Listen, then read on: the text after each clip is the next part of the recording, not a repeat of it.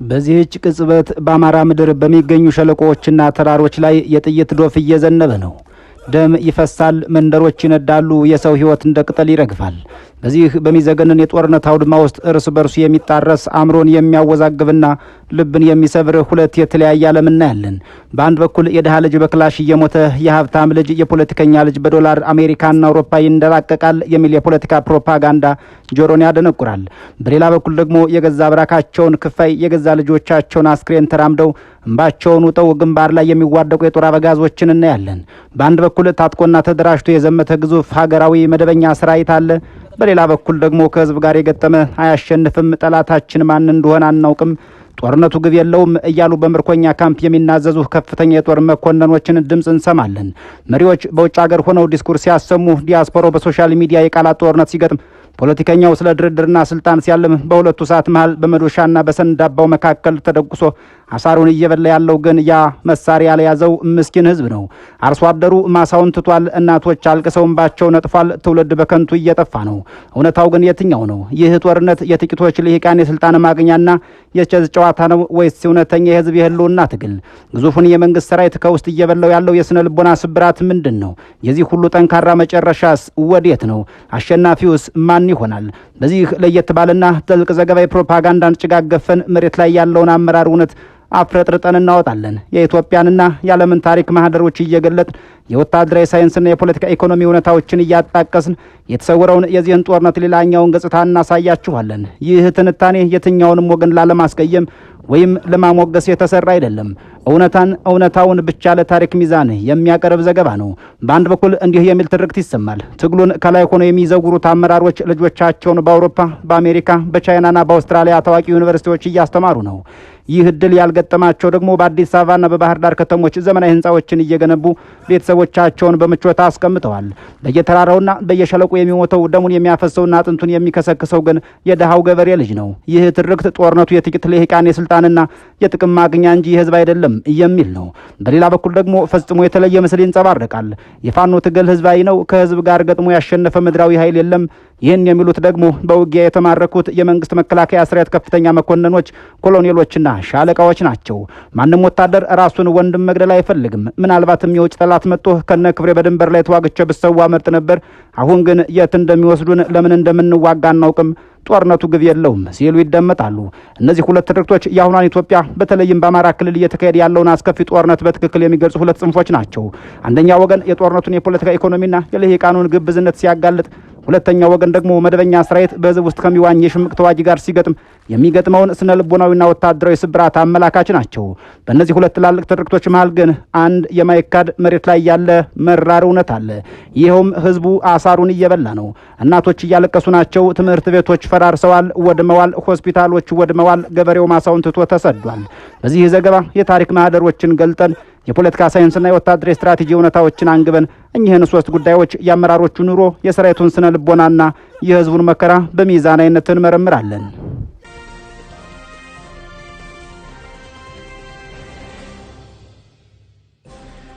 ማንም ሰው ማሸነፍ የሚችለው ሰራዊትና ሰራዊት ተዋግቶ ሊያሸንፍ ይችላል። የእናንተን እንደሚታይ ከሆነ ህዝብ ነው። ከህዝብ ጋር ተዋግቶ ህዝብን ያሸነፈ ሰው አይቻላል።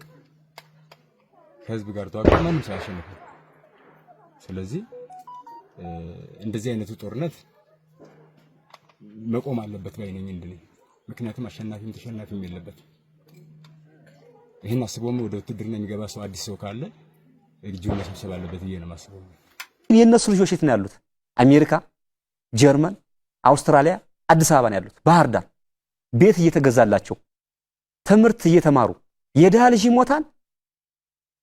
መሪ ብለው የታሰቡ ሰዎች ደግሞ ገንዘባቸውን እያከማቹ አካውንታቸውን እያደለቡ ኪሳቸውን እያሳበጡ ልጆቻቸውን እያስተማሩ በድሃ ልጅ እንባ እየቀለዱ ይገኛሉ ማለት ነው። በመጀመሪያው ትርክት እንጀምር። የጦርነት አመራሮች ቤተሰቦቻቸውን በውጭ ሀገር በምቾት እያኖሩ የድሃውን ልጅ እያስገበሩ የሚለው ክስ ምን ያክል እውነትነት አለው? ከታሪክ አኳያስ እንዲህ ያለው ክስ እንዴት የሚታይ ነው? ማንኛውም የትግል የቱንም ያክል ህዝባዊ ነኝ ቢልም ያለ ፋይናንስና ያለ ሎጂስቲክስ ድጋፍ ከሳምንት በላይ መቆየት አይችልም። የፋኖ ትግልም ከዚህ የተለየ አይደለም። ትግሉን በገንዘብ በሐሳብና በዲፕሎማሲ የሚደግፈው በውጭ ሀገር የሚኖረው ዲያስፖራ እንዲሁም በሀገር ውስጥ ያለው ሀብታም ነጋዴዎችና ለሄቃኖች ናቸው። ይህ ጦርነት የፖለቲካ ኢኮኖሚ ፖለቲካል ኢኮኖሚ ኦፍ ዋር ተብሎ የሚጠራው ሳይንስ ነው። በታሪክ እንደምናየው የትጥቅ ትግልን የሚጀምሩትም ሆነ በበላይነት የሚመሩት የህብረተሰቡ የላይኛው መደብ ወይም አፐር ኦር ሚድል ክላስ አባላት ናቸው። በ1960ዎቹ የነበረውን የኢትዮጵያ ተማሪዎች ንቅናቄ ብንመለከት ከፊውዳሉ ስርዓት ጋር የተጋጩት ራሳቸው የፊውዳሉና የባለ ሀብቱ ልጆች በሀገር ውስጥና በውጭ ዩኒቨርሲቲዎች የተማሩት ነበሩ። ህወሓትን የመሰረቱትም የዩኒቨርሲቲ ተማሪዎች ናቸው። ኢህአፓንም እንደዚያ ያለ ነው። ሆኖም እነዚህ ልሂቃን ጽንሰ ሀሳቡን አምጥተው ጫካ ሲገቡ በተግባር ጠመንጃ ተሸክሞ የጦርነቱን እሳት የሚጋፈጠው መሀይም የሆነው ወይም በዝቅተኛ ኑሮ ደረጃ ላይ የሚገኘው የገጠር ወጣት ነው። ዛሬ ላይ በፋኖ አመራሮች ላይ የሚነሳው ትችት የዚህ ታሪካዊ ሀቅ ማሳያ ነው። መሪዎቹ የጦርነቱን ስትራቴጂ ይነድፋሉ፣ ፖለቲካውን ያቦካሉ፣ የፋይናንስ ምንጩን ይቆጣጠራሉ። በዚህ ሂደት ውስጥ የራሳቸውን ቤተሰብ ደህንነት ማስጠበቅ ወይም ሰልፍ ፕሪዘርቬሽን የሰው ልጅ ተፈጥሯዊ ባህሪ በመሆኑ ልጆቻቸውን ከአደጋ ቀጠና ያርቃሉ። አውሮፓ፣ አሜሪካ ወይም አዲስ አበባ በሰላም ያስቀምጣሉ። አንዳንዶቹ ደግሞ በጦርነቱ ስም በሚሰበሰብ ገንዘብ የግል ሀብት ያካብታሉ የሚለው ክስ በብዙ የአፍሪካ ሀገራት የትጥቅ ትግሎች የታየ እውነታ ነው። ላብነት የሚያክል በአንጎላው የእርስ በርስ ጦርነት የዩኒታ መሪ የነበሩት ጆናስ ሳቪምቢ የድሃውን አንጎላዊ ልጅ በጦርነት እያሳረሩ የራሳቸውን ልጆች ግን በፈረንሳይና በስዊዘርላንድ ከፍተኛ ድሎት ያስተምሩ እንደነበር የታሪክ ድርሳናት ያሳያሉ። በኮሎምቢያም ፋርክ አማጽያን ውስጥ ተመሳሳይ ሁኔታ ተከስቶ አንብበናል። በአማራ ክልልም እየሆነ ያለው ከዚህ የተለየ ነው። በእርግጥ ጦርነት ራሱን የቻለ ቢዝነስ ወይም ዋር ኢኮኖሚን የሚፈጥር ክስተት ነው። በአባይ በረሃ አምሳል ተራሮች፣ በቋራና መተማ በሸዋ ገመገሞች የሳንቲሙ ሁለተኛው ገጽታ ከዚህ ፍጹም የተለየ ልብን የሚሰብር በተቃራኒው ደግሞ የትግሉን ቁርጠኝነት የሚያሳይ ሌላ አስገራሚ እውነት አለው። ከፋኖ ኃይሎች በተለያየ ምክንያት ከርተው የወጡ ግለሰቦችም ሆኑ በመንግስት የፕሮፓጋንዳ ማሽኖች በኩል የፋኖ አመራሮች ልጆቻቸውን በአውሮፓና በአሜሪካ ነው የሚያስተምሩት፣ ደረታቸውን የሚሰጡት የድሃ ልጆች ናቸው የሚል ትርክት ደጋግሞ ቢያስተጋቡም ይህ አጠቃላይ ድምዳሜ ግን መሬት ላይ ካለው መራር እውነት ጋር ፊት ለፊት ሲላተም እናየዋለን። እውነታው ምንድነው? የትግሉ ማዕበል የፈጠራቸው ሰራዊቱን ከፊት ሆነው የሚመሩት ታላላቅ የፋኖ ከፍተኛ አመራሮች ትግሉን የትርፍ ጊዜ ስራ ወይንም የርቀት መቆጣጠሪያ ፖለቲካ አላደረጉትም። አብዛኞቹ የራሳቸውን ህይወት ብቻም ሳይሆን ከጉያቸው የወጡትን የአብራክ ክፋይ በኩራቸውን ይዘው በረሃ ወርደዋል። ይህን በጭፍን መከራከር አይቻልም። ስሞችና መሬት ላይ ያሉ ሀቆች ማሳያነት ማንሳቱ በቂ ይሆናል። ከፍተኛ የፋኖ አመራር የሆነው ዘመነ ካሴን ብንመለከት ሌሎች የገብሬ ልጆችን አሰልፎ ራሱ ከኋላው አልተቀመጠም። ከነገዛ ልጁ ተራራ ለተራራ እየተጓዘ የጥይትን ዝናብ አብሮ እየተቀበለ ነው። ሌላው የጦር አበጋዝ ምሬ ወዳጆም ቢሆን የኔ ልጅ ከማንኛውም የአማራ ልጅ አይበልጥም በሚል ከነ ልጁ ታጥቆ አቧራውን ፀሐዩንና ውርጩን እየተጋፈጠ ይገኛል። ከዚህም አልፎ ትግሉን የጠየቀውን የመጨረሻውን የደም ግብር የከፈሉ መሪዎች አሉ።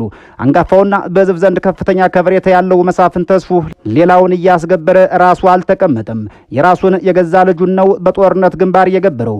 መሳፍንት የተሰዋ ልጁን አስክሬን ተራምዶ አምባውን ውጦ ትግሉን የቀጠለ አባት አርበኛ ነው። ደረጃ በላይም ብንጠቅስም በዚሁ መራር የትግል ጉዞ ውስጥ የልጆቹ ደም ለትግሉ አበርክቷል። እነዚህ መሪዎች ቪላ ቤት መስራት አሜሪካና አውሮፓ ልጆቻቸውን መላክ አቅቷቸው አይመስልም። ነገር ግን የሚያነሱት የህልውና ጥያቄ ከምንም በላይ በልባቸው የሰረጸ ስለሆነ ከነርሱ በላይ ለልጆቻቸው ቀድሞ መስዋዕት ሲሆኑ የራሳቸውን ስጋ ሲገብሩ አንዳችም ወደ ኋላ ማለት ስሜት አላሳዩም። ይህ እውነታ በወታደራዊ ስነ ልቦና ትልቅ ትርጉም አለው። አንድ ወታደር ወይም ተዋጊ አዛዡ ራሱን ቤተሰቡን ደብቆ እሱን ወደ እሳት ሲማግደው የሚያሳየው የውጊያ ወኔና አዛዡ ከነገዛ ልጁ ከጎኑ አብሮ ቆሞስ ደሙን ሲያፈስ የሚያሳየው ወኔ ሰማይና ምድር ነው።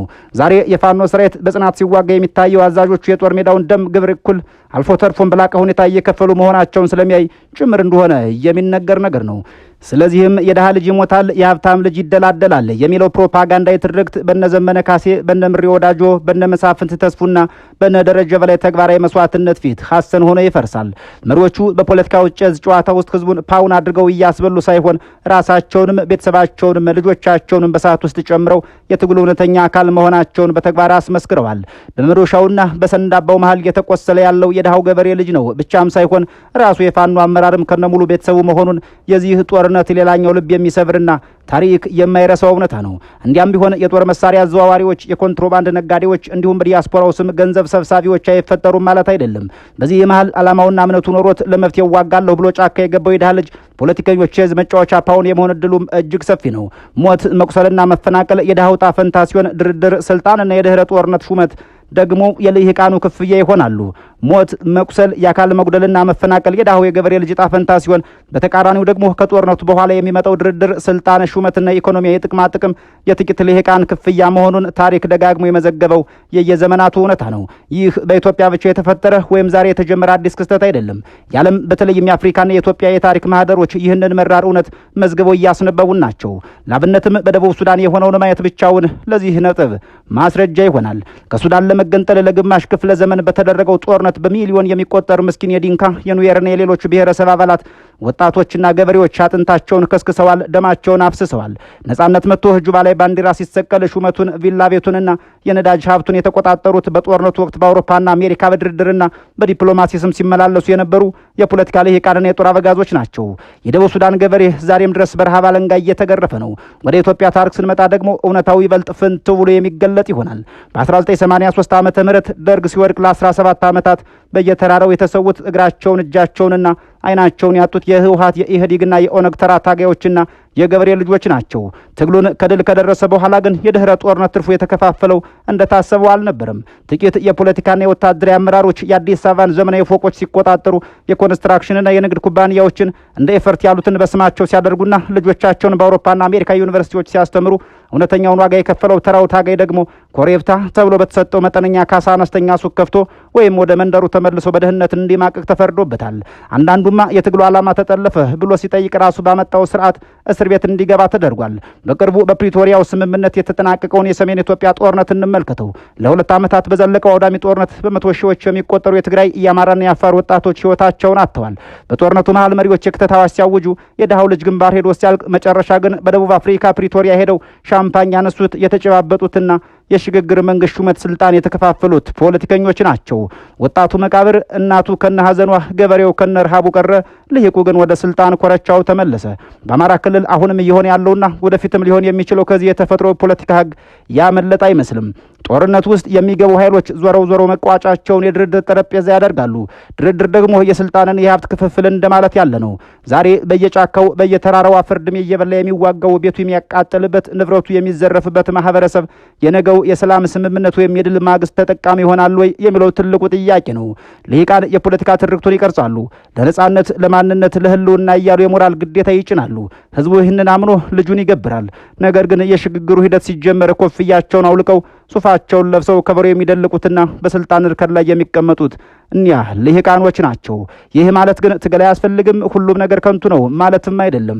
የህዝብ የህልውና ጥያቄ መሰረታዊ ነው። ነገር ግን ትግሉ የጥቂቶች ስልጣን መሰላል ዓላማውን በድሃው ደም ላይ የሚቆም የፖለቲካ ንግድ እንዳይሆን ህዝቡና ታጋዩ ራሱ ልሂቃኑን የሚቆጣጠርበት አካውንታቢሊቲ ሲስተም ሊኖረው ይገባል እንደማለት ነው። ያለበለዚያ ትናንት በሌሎች የኢትዮጵያ ክፍሎች ያየነው የድሃው አጥንት ለልሂቃኑ ዙፋን ማቆሚያ የመሆን ዕጣ ፈንታ ዛሬም በአማራው ምድር መደገሙ የማይቀር የታሪክ ዕዳ ይሆናል። አሁን ደግሞ ወደ ሁለተኛው ትርክት እንሻገር። በፋኖ ሚዲያዎች የሚቀርቡት የመንግስት መከላከያ ሰራዊት ከፍተኛ መኮንኖች የጦርነቱን ህዝባዊነትና የሰራዊቱን ሞራል መውደቅ አበክረው ይናገራሉ። ይህንንስ እንዴት የምንረዳው ነጥብ ነው። በመጀመሪያ ደረጃ እነዚህ መኮንኖች በምርኮ ስር ወይም ፕሪዝነር ኦፍ ዋር ያሉ መሆናቸውን መዘንጋት አያስፈልግም። በጄኔቫ ኮንቬንሽን ስምምነት መሰረት ምርኮኞች በሚዲያ ቀርበው የሚሰጡት ቃል በሙሉ ፈቃደኝነት ላይ የተመሰረተ ነው ብሎ መደምደም የዋህነት ነው።